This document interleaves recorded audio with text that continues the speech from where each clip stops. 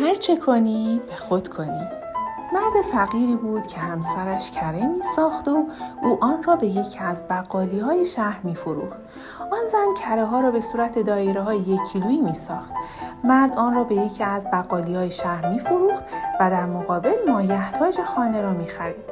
روزی مرد بقال به اندازه کره ها شک کرد و تصمیم گرفت آنها را وزن کند.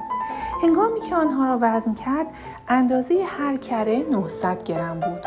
او از مرد فقیر عصبانی شد و روز بعد به مرد فقیر گفت: دیگر از تو کره نمیخرم.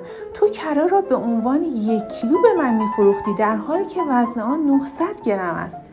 مرد فقیر ناراحت شد و سرش را پایین انداخت و گفت: ما وزنه ترازو نداریم و 1 کیلو شکر از شما خریدیم. آن 1 کیلو شکر را به عنوان وزنه قرار میدادیم.